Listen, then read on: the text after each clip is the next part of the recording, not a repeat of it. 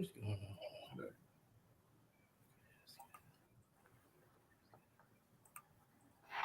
Go Big Blue! Go Big Blue!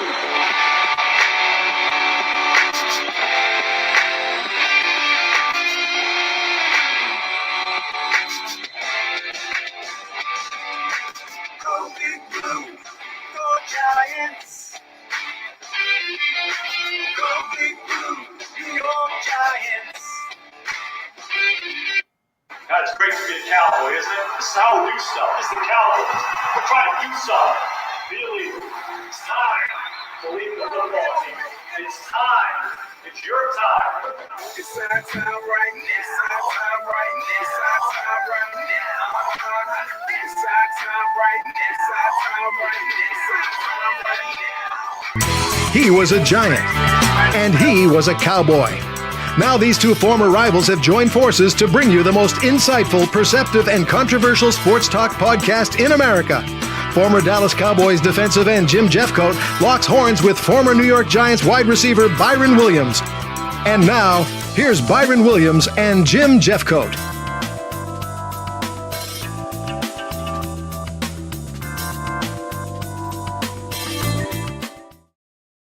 Good evening. Good evening. Welcome to the show. We have an action-packed show tonight as usual, right, Byron? Absolutely. That's it. That's it. Hey, before we start, I got a young man named Travis, and I want to make sure that I shout out to him. He's having a legacy draft, and he better pick me first. I'm letting him know. Travis better pick me first. Oh, that's great. That's great. And now I want to say this. I want to congratulate one of my young men that got drafted by the USFL. His name is Chris Odom. He was a second pick last night. Defensive end, the first defensive player picked by the Houston Gamblers. So congratulations. Congratulations. Did he have a pinhead like you? No, his heads are more round, Well, defensive lineman head got those big heads, they want to tackle everybody to see. Oh, man. Yeah, man, he's a good player. He played a couple of years in NFL. He played this year up in Canada. So his dad played 13 years in the NFL. So you know how it is. Connection with Odom's son? Cliff Odom's son, yeah. Oh, okay, good. Yeah, Chris Odom, yeah. Good. Congratulations. But they did, I think they did it by positions. Quarterbacks were first, then edge rushers were second, and then they went to various things, offensive linemen, safeties, corners. Yeah. That's what they're doing. Yeah, that's the way they were doing it. Quarterbacks first, and then defensive end, rush ends, and things like that, I think, was second. Mm-hmm. But they got a pretty good format. Yeah. And then next year, the XFL is working with the NFL on some things. I saw that. I saw where they're trying to make it like, I guess, Major League Baseball. It's a feeder system, and it's a system to make sure these players stay active and engage, and it's really what's needed. So it'll put some kind of establishment order in place for good football. It makes sense to keep mentoring and making sure these young men are ready for the big stage.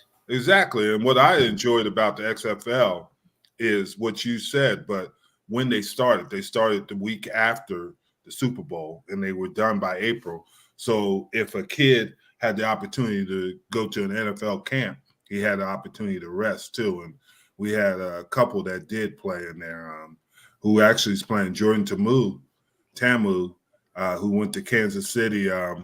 The quarterback from Houston went to Carolina. Mm-hmm. And there were a couple of players that actually made some NFL squads.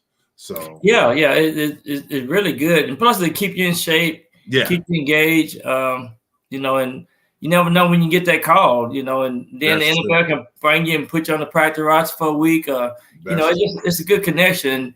And the way everything is now with the coaches moving and everything is so interchangeable, it'll be a good system that a lot of these guys have a golden opportunity to play. Yeah, and that's my only complaint about the USFL is they're starting in April and they don't finish through July. Those kids don't get a break. Their bodies could be beat up by the time but as we talked about before, training camps are different from the times that we were there. Mm-hmm. Not as physical, but I just don't understand how you can get an opportunity if you can't show your skills in practice, especially a young player. Exactly. Yeah. And I agree with that. And, you got to stay sharp. And, we talked about the tackling component and being able to come in and fill those gaps and showcase your talent. And, we talked about even watching some of the games here this year, a lot of missed tackles, a lot of bad decision making, offsides and things like that. You got to stay sharp, especially eliminate any kind of mistakes to play in the National Football League. But that's the one thing I noticed, and you make a good point. The teams that can figure out how to do these within the rules are the ones that are successful. If you look at the top teams, the majority of them were very good in penalties. Yeah. And the two teams that were in the Super Bowl had the lowest penalties for the season. And that's the interesting thing. Is it better athletes, or is it just better understanding what you need to do to be successful? And that's the thing, because all of them can't be the best athletes that ever played. They have to understand what their techniques and found out a way to sharpen them without killing each other. Right. Yeah, and good sound fundamental. Both teams didn't have a penalty the first half, I think, in the Super Bowl. Good disciplined football, and that's really a reflection of the coaches and the plan that they that no mistakes and and those teams that make less mistake are the ones who make it to the big show. No question, because when you get into playoffs, you have a small margin of to make mistakes, and that's what happened to you look at the Giants, you look at the Cowboys, you look at teams like that. Even though the Cowboys had a successful season, they were the most penalized team in the NFL. And what happened in the playoffs? They broke an NFL record on penalties, and that's up to you to improve that. And as a coach and as a player, it's on both of your responsibilities to make sure that you're doing things within the rules. Yeah. And that's why we trying to tell some of these kids at the football camps, the ones that can learn and make those quick adjustments on the field type attitudes and the little things. That's what really matters. The little things, get you the opportunities, I think. That's true. I agree. But a little bit, I'm glad we got the opportunity to talk about that. But let's talk about some of the things that are going on in the NFL. Mm-hmm. Brian Flores, he gets an opportunity to coach in Pittsburgh, which is interesting because the rule to interview minorities was named after Rooney. And right. The Rooney rule. Right. So, and he gets that opportunity to coach there. And a lot of things are still coming out. They wanted him to sign a non-disclosure agreement, and he refused to do that. They're saying that's not true. So yeah, and it's a continuation of hopefully the truth will come out in all these in the testimonies or whatever they're going to do. I don't know if this will go to trial or what, but I think the NFL owners and NFL general managers and things like that need to address some things, and it's going to come to the point to where it will reflect on who can tell their stories correctly. And the bottom line, I think he deserved to be a head coach, but unfortunately he's not. But I see the Steelers are wanting to add them to the staff, and we'll see what comes out of it. I mean, yeah, and this probably is going to end up somewhere in arbitration, and probably will never see the light of day in a courtroom. That's in my opinion. And this guy was a good coach. I gotta admit, he was a very good coach. He didn't have a losing record. You can say what you want, but the guy didn't have a losing record, and he has coached positions before. Brian has. He played linebacker, and he's been a defensive coordinator. So I think that's going to help him. But like we just said, Pittsburgh's going to have to get more talent. They got issues in the quarterback, and they got to get the talent, the surrounding. It doesn't matter how great a coach you are. It ain't about the coaching. It's the Jimmy and Joes. You got to have the guys. You got to have the horses, so to speak. You do, and that's just with free agency and the draft choices and the gaps they got to fill. The good thing about Pittsburgh, they got history, they got tradition, and they look for certain types of players, and Yes. and so I think if they do a good job this offseason, it's about the strength of the schedule as well. We don't know. I think the schedule I don't know if the schedule came out this year yet. Oh, well, it's the schedule hasn't come out, but the teams they play, because I know the Cowboys have the 4th easiest schedule. Okay. And that's, the reason that is obviously because of the NFC East. They play everybody twice. Right. And the only other team that was really good in the NFC East was Philadelphia. So I thought you were going to say the Commanders. They're not the Commanders. They're the Commodores. But the good thing about the NFC East, every year there's a new division champion. That is true. So that is true. Can the Cowboys do it again? I know we're going to talk about them later, but it's going to be interesting to see how the draft choices, the offseason, the free agency, and a lot of these teams in the National Football League got new coaching staff, some general managers. So it's gonna be an interesting season. It's gonna be very interesting. Yeah, it's gonna be very. And talking to that segue into what we're gonna talk about next is Flores. I don't think it was a mistake. I think he's gonna help Pittsburgh with his knowledge and understanding, because they played when he was in New England. They played a 3-man front. But I was gonna ask you this too, Jim. These coaches, they kind of know each other, and by them bringing Flores on the staff, do you see any correlation, or do you see any friction to be there with the? I know he said a defense assistant or something like that. Coach, is he coaching the linebacker? He's a senior assistant. Okay. And he also is a linebacker coach. I don't think they'll be. Okay. Because you just got to, and for some reason, Tomlin has done a really good job of meshing people. But Keith Butler, obviously his wife passed away this year and he retired. He was there. And Terrell Austin is now the defensive coordinator. I don't really think there'll be a lot of distractions. And I don't think I think he'll fit right in. Okay, good. And I know one thing about Pittsburgh is they got a good media. They get good media crew people to come there and cover the team, So and then plus it's an avid fan base. Mm-hmm. It's a small market team, as opposed to if he was in New York or LA, places like that. So he's in a smaller market. So yeah. Mm-hmm. So there. Now let's talk about what's going to happen in the next couple of weeks. It actually starts next week. March 3rd, I think. March 3rd. Yeah. When what they were going to do is they were going to put them in a bubble where they couldn't have any access to trainers, nutritionists, agents, or anything.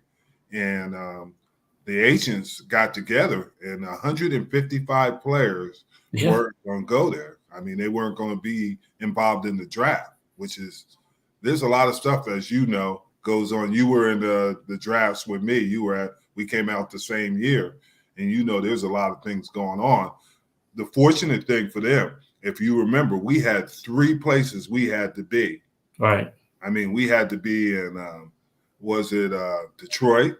Right, Detroit, yeah. We had to be in Seattle. Yeah. And then we had to be in, New Orleans? New Orleans was the last one, yeah. Yeah, you had to be in there. They had 3 neutral sites, exactly, yeah. Remember that? Because they were different, they had 2 or 3 different scouting services. Right, yeah.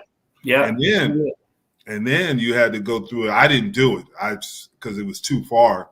I was in Arizona. And then everybody had to go to New York for the Jets to give you that physical and everything. And that was, to me, that didn't make a lot of sense. Either you're going to draft me, you're not.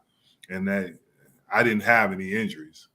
Well, the good thing about me, I was here in Arlington, and I was between SMU and TCU. So SMU had the studs, Eric Dickerson, Craig James. Yeah. And TCU had a couple of good linemen and stuff, good athletes. But in between, when the scouts would leave SMU, they'll always stop by Arlington, and work us out. So that was a good time for me. I got the exposure that I need, even though we didn't have a star quarterback and things like that. But they got a chance to see us up close, me That's my roommate named Daryl Lewis. He was a tight end. He got drafted by the New England Patriots.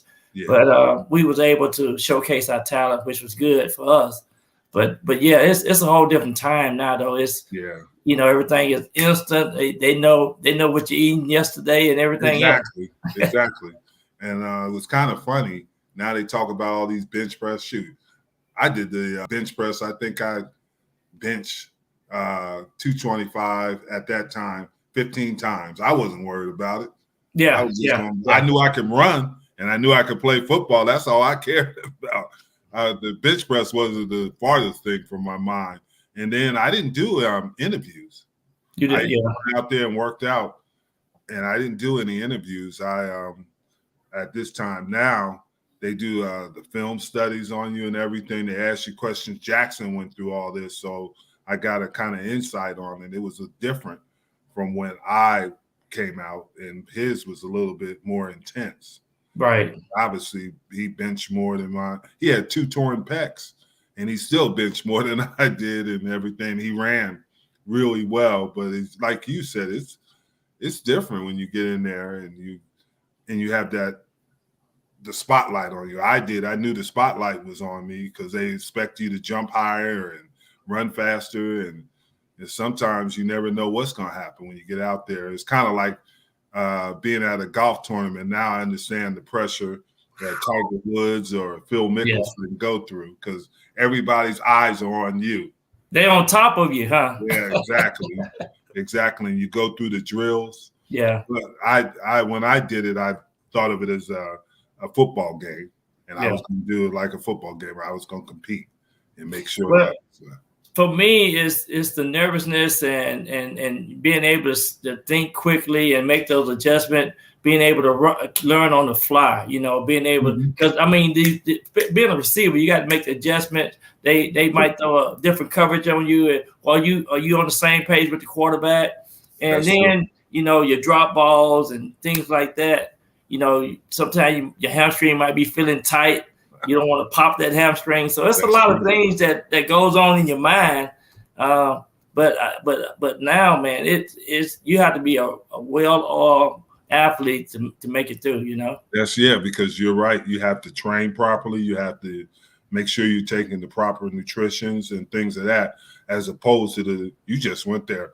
They watch you play football, and that's what they graded you off. They really don't grade off. I mean, if you're a high draft pick, and that's going to happen at positions, is if you're a cornerback and you run a 4.5, they might downgrade you, and 4.5 is pretty good. Defensive lineman, if you don't run under 4.7, then you're going to get downgraded. I was listening to LaDainian Thompson the other day. He rode to the combine with all of the staff of the Cowboys, and they told him to say, do you think you can run a 4.5 at the combine? He said, "Oh yeah, I'm gonna run a 4.5." He said, "If you run a 4.5, you'll be a first round draft choice." So he went in and ran a 4.38, and and immediately, he was drafted by the Chargers. Yeah. But my point is, it's when they see you up close, they have a whole different perspective of your talent skills and your skills and level of ability that you can bring to the table. So that's another good thing about being at the combine. They find out more than enough about you, Yeah, but here's the thing that I've always noticed. Football players play football. There are some guys that don't test well that are great players. I mean, they be turning into great players just because they know how to play football. Yeah. I mean, you look at it at every position and you think about it. Jerry Rice was downgraded. Why? Because he wasn't a speed demon. Right. Jerry Rice might have been one of the all-time greatest receivers that ever played. Yeah.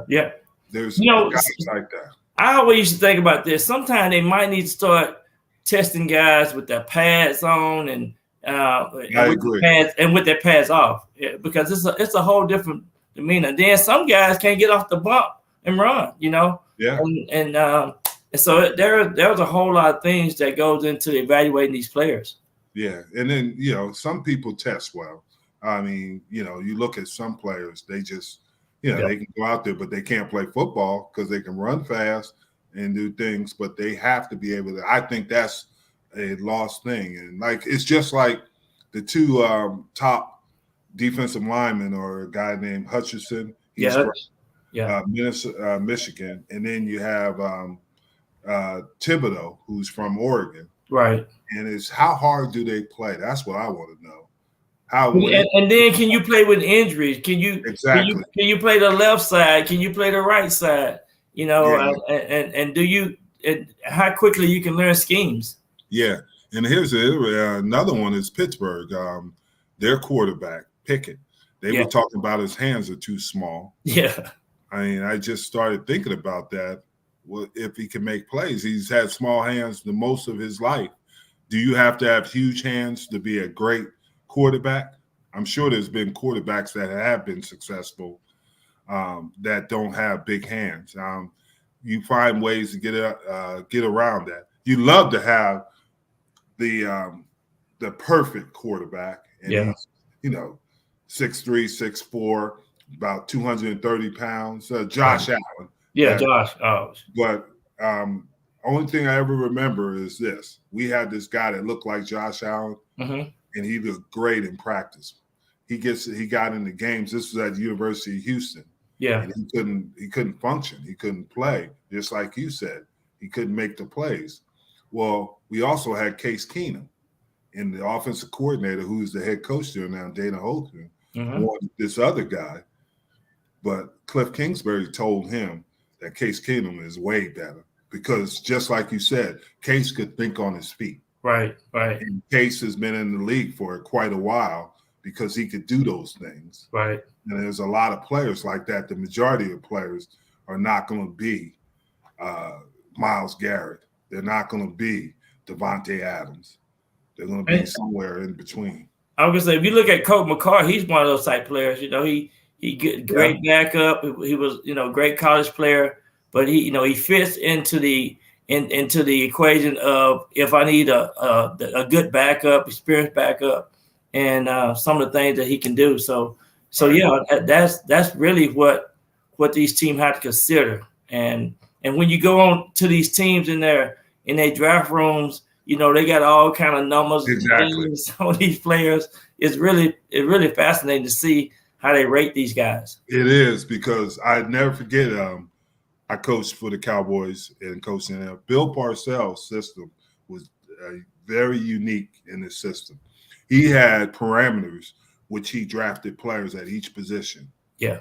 And he would have, if you didn't fit that parameter, he wasn't going to draft you. He might have inherited you, right? But his players fit that. And he always said, if you really want to make good draft picks, you draft offensive linemen first. And the reason is that if an offensive lineman was a deep offensive tackle and he wasn't good enough on the edge, you could always put him in.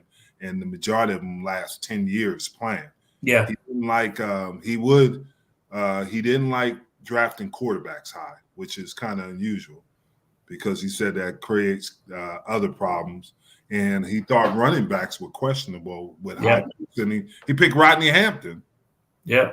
He picked, which is interesting. And then George Adams, too. Yeah, we had George Adams and Bush Woodfall. Yeah. They traded for Anderson. Yeah. To come in. And OJ turned out to be tremendous. Yeah. And another thing that Parcells did was his linebacker had to have a certain type. He had to have certain types of linebackers. And that's why I said he had prerequisites for linebackers, defensive linemen, safeties, corners, and all of them. He inherited Drew Bledsoe. Yeah, when he went up to New England. Yeah. But he was interested in that, and then he'd have certain players from certain schools he would not draft. Yeah. He didn't want anything to do with them, and from certain schools, because he would always say there were cesspools.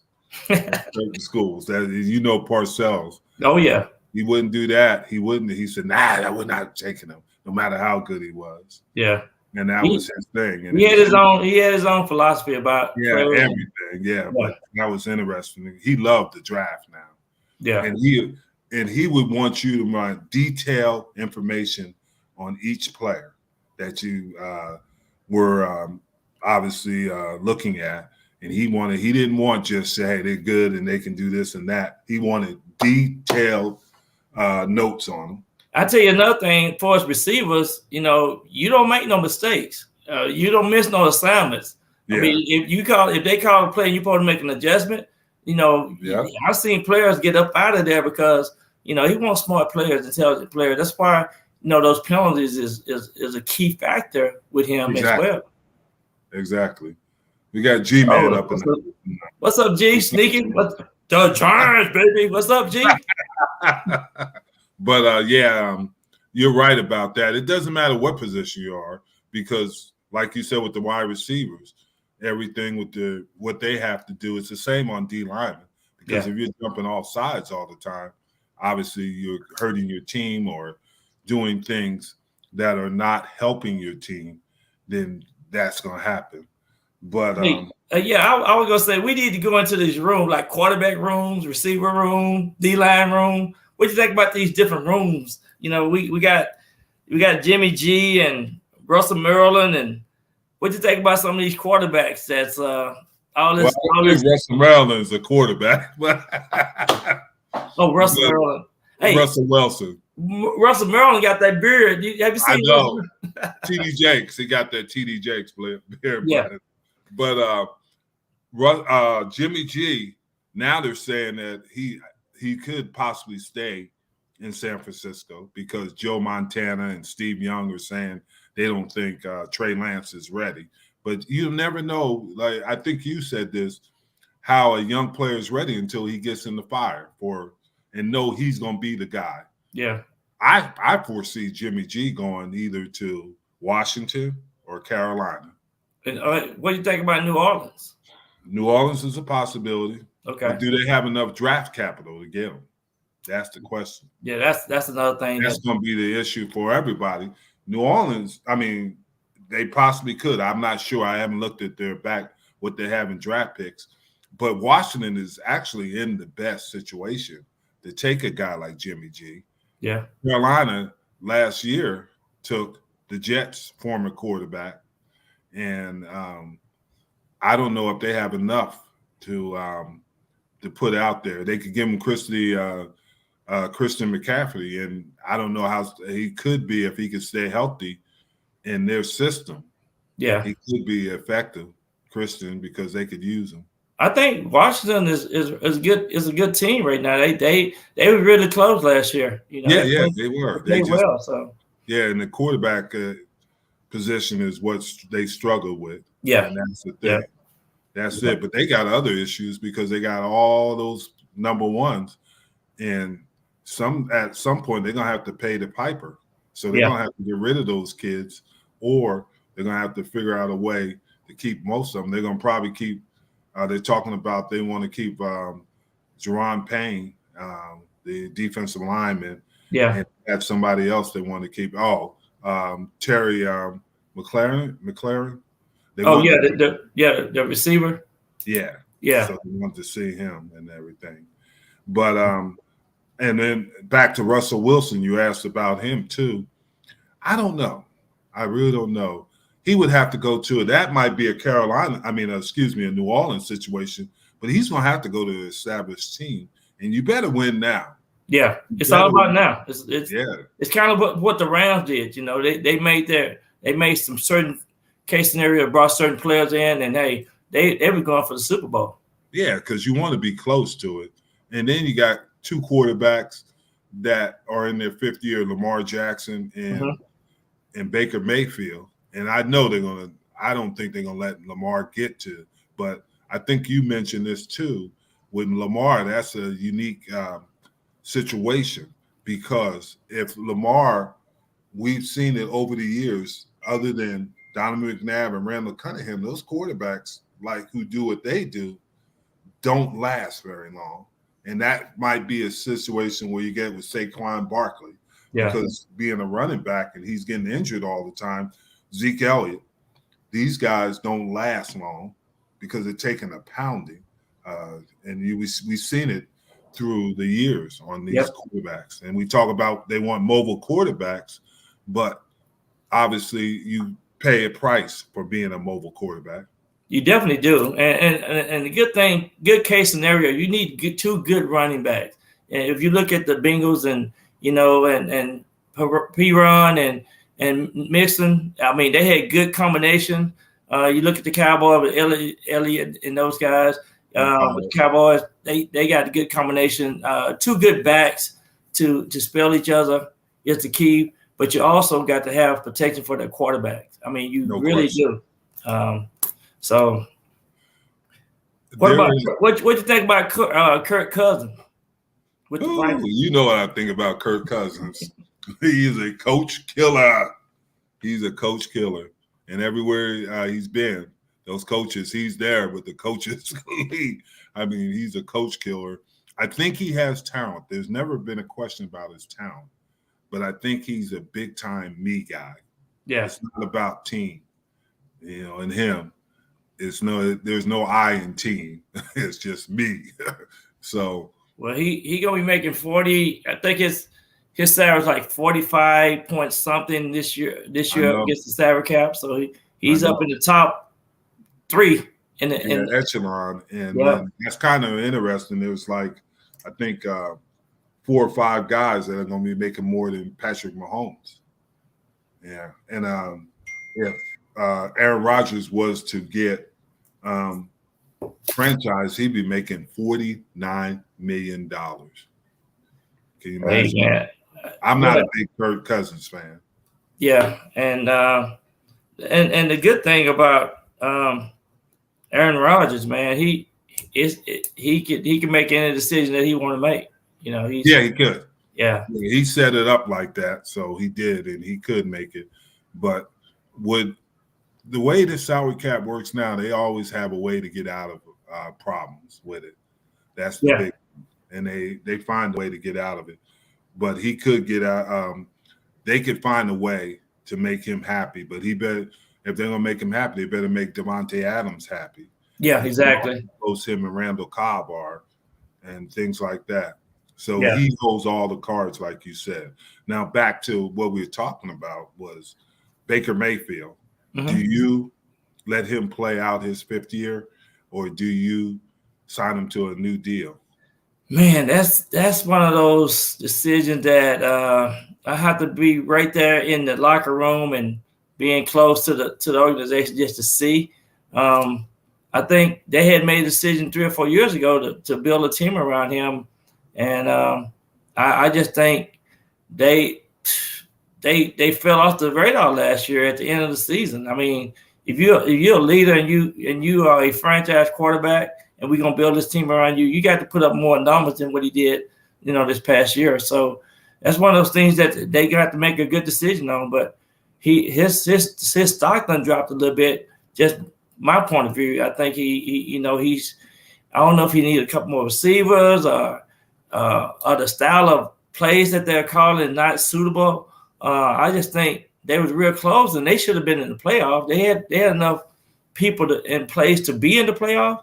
But, man, for some reason, the air got let out of the tank, and they didn't make it. And they looked really bad at the end of the season last year. Yeah, and he had the injury, and he did have surgery for the injury.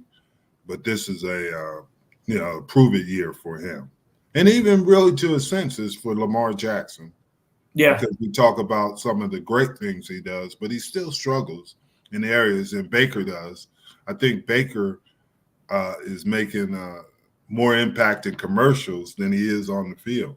Well, there's nothing wrong about that. He's sleeping in the stadiums. You can't be sleeping in the damn stadium. You got to be sleeping. You got to be playing on the field. That's right. That's right. Yeah, and then some of his key, Jarvis Landry, who I think is a tremendous receiver. Yeah, was injured last year and all this stuff with ODB, but there's something going on, and either he's going to be a really good one or he's going to struggle, and he'll just be a guy. I mean, well, one of the things I love about Parcells, we keep talking about Bill Parcells, but some of the things that they did in the offseason is how the quarterback and receivers get together in the offseason, spend time together, and that's what Cooper Kupp and them did. Him and Stafford, they would get up at 6 o'clock in the morning and know each other's strengths and weaknesses, and they had a feel for each other. He can just look at him and know what route he gonna probably run. But those are the intangible things that probably need to happen with a couple of these quarterbacks we're talking about. I agree. Just to make sure that the intangible, the things that's there can bring value to the team. And but if you look at the extra game, these games, these injuries that happened to these teams last year, those are some of the things and some of the factors that you got to look at. And another thing with quarterbacks, you need two good quarterbacks. You got to have a good backup. Yeah. And speaking of that is we talked about a little bit, but Sam Darnold, what do you do with him? If you do you bring in Deshaun Watson, who still has some issues with the cases because they haven't been taken care of yet? But do you bring him in, or do you ride or die with Sam? Because this is a huge year because the owner is getting kind of restless for them. Do you take your chances with them and PJ Walker and Cam Newton? Don't change the quarterback room, or man, that's a tough case scenario right there. I would definitely have to go with Sam Darnold for the potential of making things happen on the football field. But walking in through that locker room and seeing who everybody kind of respect. I mean, it's a lot of factors that goes into making this decision, I think, because you have to have somebody that everybody on the team respect, and hey, this is our guy. We're gonna win or lose with this guy. We're gonna all get behind this guy and rally. And Cam Newton, I don't know if he's hungry. You got to be hungry. Certain things you got to bring in, that you have to look for in players of value. On the field value, off the field value, your leadership, your commitment in the film room, your commitment getting there early, being there first thing in the morning. I mean, little stuff like that is a key factor for some of these decision making that need to take place in some of these locker rooms. And you make a good point, because what you always heard about Peyton Manning, he was the first one there. He was there early in the morning. And usually the best one, Tom Brady, is another one who is always there. And he understood how people were going to attack him. And the Rams coach McVay, he's there all the time. He actually sleep in the stadium, and it paid off for him. See, when you look at the intangibles, when you look at those things like what these guys have to do, and see who's really committed to the team, those are the big factors that you have to consider. Yeah, and you're very true, very true. So we talked about it also was the Saints. They have Winston, they have Hill and Simeon. Yeah. I mean, do you stay with that group? And we've talked about possibly trades for him, but if you stay with that group, who wins? Who wins out? Jamie Winston. Sometimes some players can't come off these knee injuries, so you have to see what his mobility is for his knee. If you look at a couple of players that are coming off of knee injuries, some people just ain't the same no more. So you have to factor in all of that. Tatum is a key factor for them. I mean, he done came in and did some great things. So you got a kind of a utility guy playing. He's kind of a receiver, running back, quarterback, and those things. Does he stay in that? And that looks like the role he plays. Yep. Than as a true quarterback, Taysom does. I like his role because it gives defenses fit. I mean, this guy can take off and run, throw the ball, and run over you. So, you have to consider that you want to have an offense that's not predictable, but you want to have an offense that's consistent in making first down and scoring points. But here's the problem you run into, just like we previously mentioned with Lamar Jackson. When you put a quarterback out there as a runner, now you got issues of him taking hits. Right. And if he's truly a quarterback, you don't want to do that. If he's a receiver, make him receiver. As a running back, make him a running back.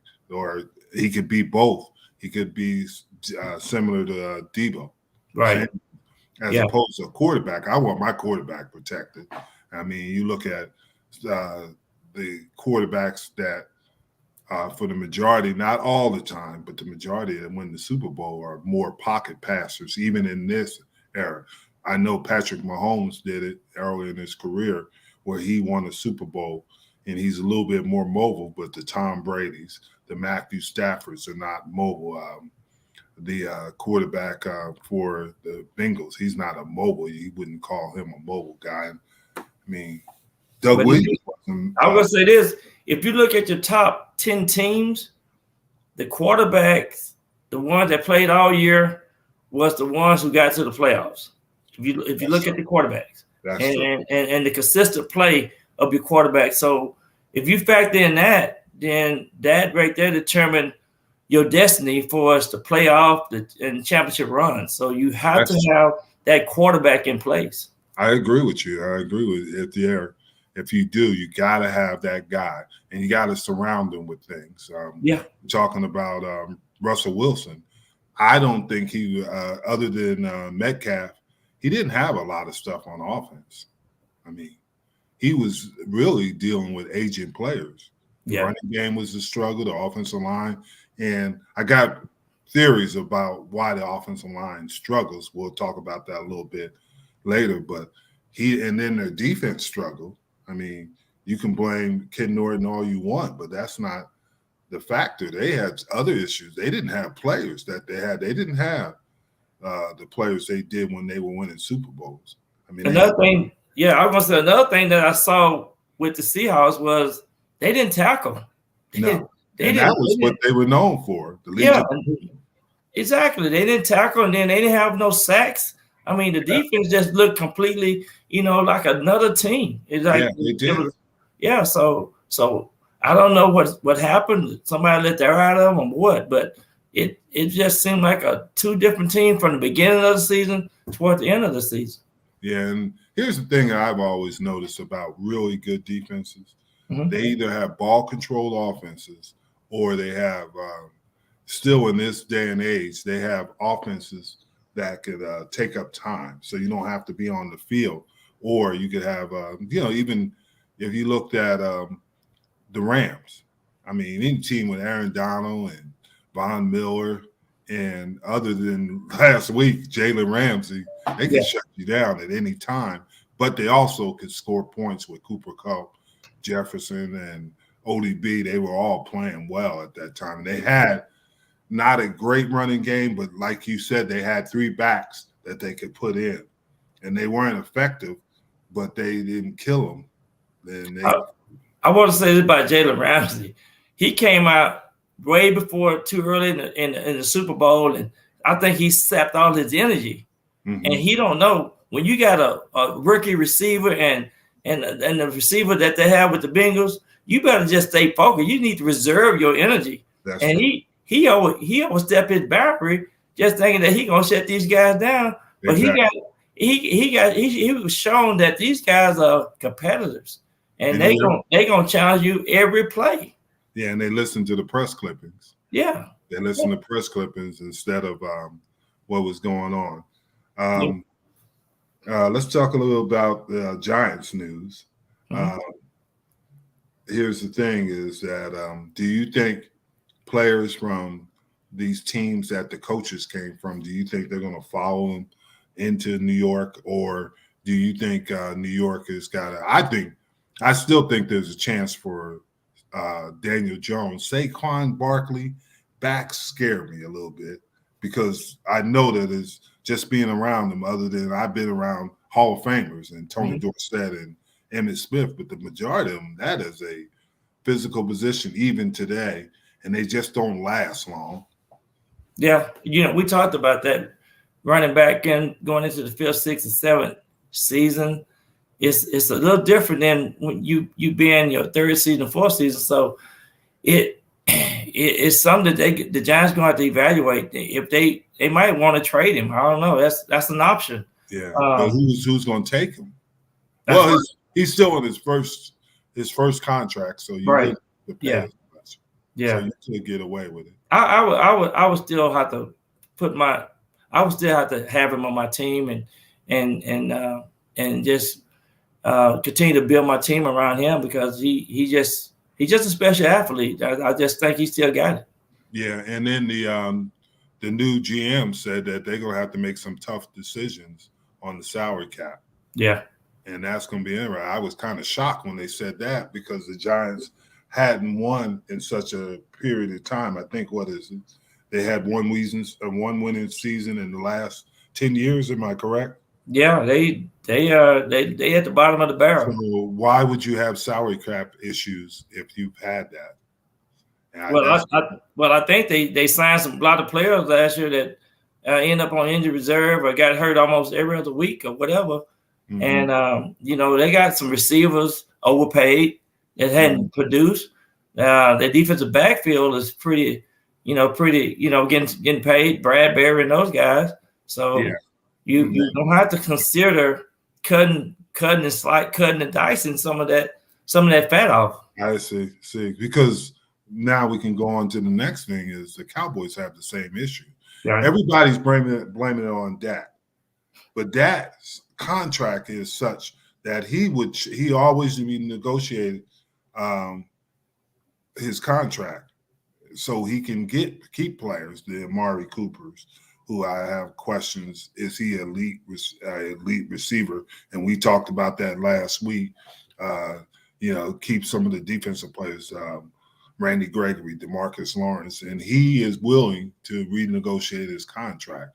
I think the problem they have is Cooper's contract. And you said this last week, his production doesn't add up to his contract. Yeah. How can he not be the number one receiver? And to his defense, it could be that Dak is not looking for him enough.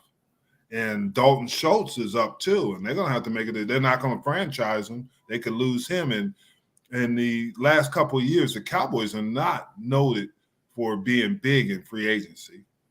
They don't they traded for Cooper. They don't go out and spend a lot of money in free agency. They're always looking for deals in free agency. Exactly. Yeah, exactly.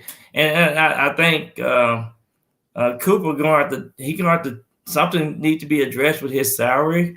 They need to make some adjustments, but him the last couple of years, him having these injuries with his hamstrings and in and out, COVID situation that he, it's a lot of things that factor in. But man, you got to bring it. You good as your last play. Huh? I think I had the privilege of playing with Drew Pearson and Michael Irvin. Right. And I've obviously, like you, I watched Dez Bryant. And the one thing you have to to make an omelet, you have to crack some eggs. Yeah. I agree with that, Sneaky. Hey, yeah. You definitely need to crack some eggs because you got to make these omelets. And we got to eat. Yeah, that's right. But the thing is that I got the opportunity to play with Drew Pearson and Michael Irvin. And we saw Dez Bryant. They were more, I don't know how you would say it, but they were more charismatic or they were more outgoing than Cooper. Cooper is a quiet guy. Quiet. And these guys were fiery. I mean, when you went to war, you know they were going to be in that war.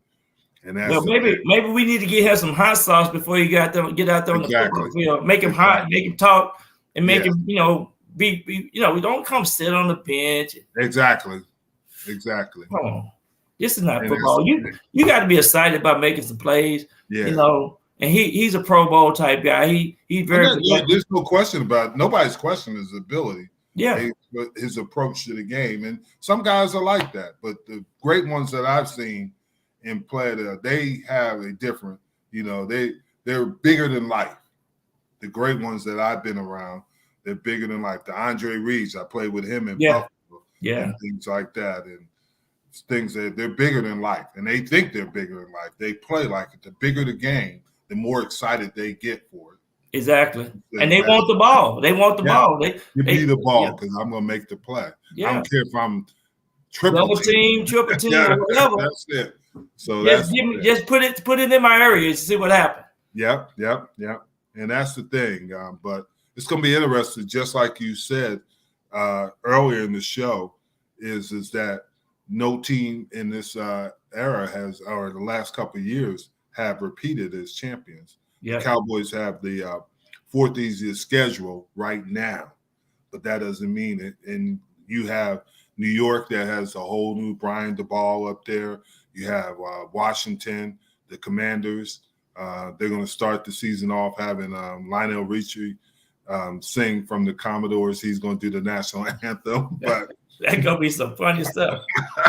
but that's the thing. You're going to have it competitive. And obviously, everybody always doesn't talk about Philadelphia. But Philadelphia, I mean, I still like Hurts. I think Hurts could be a good guy. And they might be the team because nobody anticipated what they did this year. Absolutely, man. You have to give it to Philly. I just think if they continue to put up some points, they're very exciting to what he said. He said the Giants have an easy schedule too. They play the Cowboys 2 times. Yeah, they might stay within 25 this time. Man, we need a makeover with the Giants. I'll tell you that now. We got that offensive line need to be tightened up. The defense can't be giving up them big plays. They can't be jumping off sides when somebody kicking a field goal. Yeah, just little things, you know. Yeah. But yeah, man, it's gonna be interesting. The NFC East, because it seems like every year we get a surprise out of that division. What's interesting when you talk about the NFC East, the NFC West is like the East was before, because you always knew that all the Eastern teams, the Dallas, the Philadelphias, the Washingtons, the obviously the Giants, were all going to compete for the Super Bowl. But it has changed where the NFC West is like that right now. You got the Cardinals, who you like, obviously Kyler Murray. It might be a whole city next year. Arizona Cardinals might host the Super Bowl next year. Yeah, San Francisco, LA. And these are the teams that right now it's the best division. And then you got to look at the AFC Central with with Cincinnati. You got Tennessee. You got Houston. Not Pittsburgh, but you got Houston at the bottom of the barrel. Houston at the bottom of the barrel. They got a quarterback situation. That's who got a quarterback situation. Right They do. Davis, they do have a quarterback. And either they're going to have to what do you think about that hire, Lovie Smith? Man, I would have went with new blood. Me too. I would have went with new blood. I mean, nothing against Lovie, but, man, he got a lot of connections here in deep roots in Texas. But, man, I would have just went a whole new direction. Yeah, I would have too, because that beard doesn't look good. Oh, yes. I was missing. I was waiting. They were trying Marlene, but I knew you drinking that whiskey or what? What you drinking over there? Good evening. I knew she wasn't gonna leave me out here with all these Giants fans. Man, we gonna make you a Giant fan though. We working on you. Marlene will never be a Giants fan. Marlene, I tell you, how about them Cowboys? You done sold out, Marlene. Marlene's son AJ, he gonna be at our meeting. He always come and help me out. Oh, okay. Yeah. Okay, so that'll be good. That'll be good. March 17th. Tell AJ I'm gonna need his help. We having our first meeting of the year, NFLPA. We're gonna be at the Star. We're gonna go up there and I hate to say the Star, but we're gonna go up and have our first meeting and we have a good time. We have a good time. So I tell AJ I will be calling him, Marlene. I will be calling him. Well, we talked a little bit about football. I know we don't have. What the heck? That's what I thought. Hey, it's way in the closet. It's so far in the closet, I can't find it. Yeah, but, I knew something about Jim. He wear a lot of blue. There's no blue on me now. I wear blue jeans. That's all right. But talk about some other things. What did you think about the All-Star game, NBA All-Star game? I like the format. Steph Curry, man, he was like on fire. But yeah, he was. What he had, 16 threes? Yeah. He had 50 points. He was 1 point away from he won 3 points, three ball away from 53 points. He would have, the record was 52 points. And it was very entertaining. I like the concept of helping charities and, playing for different causes and things like that. But I thought it was a good format. At the end, they had to play hard. Yeah, they did. Had the first team to 163, I think. Yeah. But it was good. Makes the last play of the game. Yeah. Ironic being in Cleveland, he makes the last points to win the game. But I tell you what, if Kevin Durant would have played, it would have been a different story. So. Oh yeah, no question. But that's what I was going to get to. Who do you think is the best team right now in the NBA? Oh man, it's you know what? I like Chicago and some of the things that they have done, but I'm still thinking Phoenix is a good team. And I thought you were going to say that. Chris Paul is going to be out 6 to 8 weeks with the thumb. Yeah, with his thumb, right. To affect him. And but I never want to. Golden State's been playing really good. I was going to say I never want to bet against Golden State. They'll get Green back. After there. And then can you say Draymond Green? Yeah. Draymond Green. Green. Yeah. So we'll get him back. Draymond Green. So yeah. So that's the thing. I think the Mavericks are in a good spot with Luka. He made him. I mean, Luka can play. Luka's. I think Mark Cuban said today that Luka's is really understanding that he got to do a little bit more hard work, and I think he's making those adjustments. And man, he can fire that ball from everywhere. So he really can for that. Yeah, for a 6'7" guy, he does some things. And then they're gonna have the opportunity to get Brunson back. I think he's gonna be a good one to have back to help him getting rid of Chris Singers, opening up some room for him when they traded him to DC. Yeah. So, that's the thing. And there are other teams, obviously. Any team with Denver with Jokic is going to be always going to be a tough out. They're talking about those 76ers too now. They're talking about the 76ers. Yeah, but Harden, what's this, his 14? Yeah, he's with Oklahoma, Houston, the Nets, and now Philadelphia. There's something going on with him. Yeah, something is spaced out on his head, and maybe it's beard or something. I don't know. Maybe. Yeah, it could possibly be. So, but I ain't gonna never count LeBron out. They get Anthony Davis back. They gonna be a hard team to beat. Yeah, they're gonna be a hard out. But I just don't know if they can stay healthy enough because they have health, and that's what the problem is when you have older players. And that's the big thing is when you have older players, you always also open the possibility. They said Michael Jordan is trying to recruit Luka, huh? Yeah, he went up and hugged Luka. And, Michael's the owner of the Charlotte team. Yeah. Hornets and everything. Boy, that'd be a nice one. Ball and Luka on the same team. But Mark Cuban will not let Luka ever get out of Dallas. Oh, no, he's that ain't gonna happen. I don't care what you say. No, he's not going nowhere. But you went back to this and you mentioned this a little bit earlier. I do like watching the Bulls. And if they can stay healthy, the Bulls are going to be a tough out too. Yeah. So the Bulls are already down to the 2-minute warning. This is 2 minutes warning. But I got to do. We need to find a way to get Jalen Waddle on there to teach us the waddle. I didn't know if you were going to loosen up or not. You got to loosen up them shoulders. I was saving it until Marlene got here. That was it. But also, I got to say it one more time, Travis. I know you got that legacy draft. Jim Jeffcoat is your first pick in that legacy draft. Make sure you get Jim Jeffcoat in there.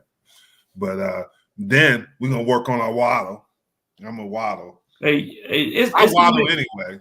It's going to be real interesting going into this, the draft choices and going into the combine. Next week we'll have a lot to talk about because the combine is next week. Yeah. And that's going to be interesting. And finding.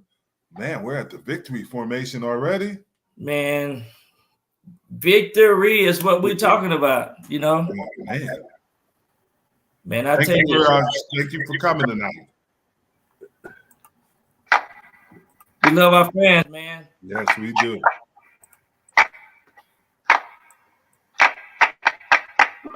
The quarterback room, the defensive end room, the receiver room, we're going to make room for some players to come in. Yeah, there you go.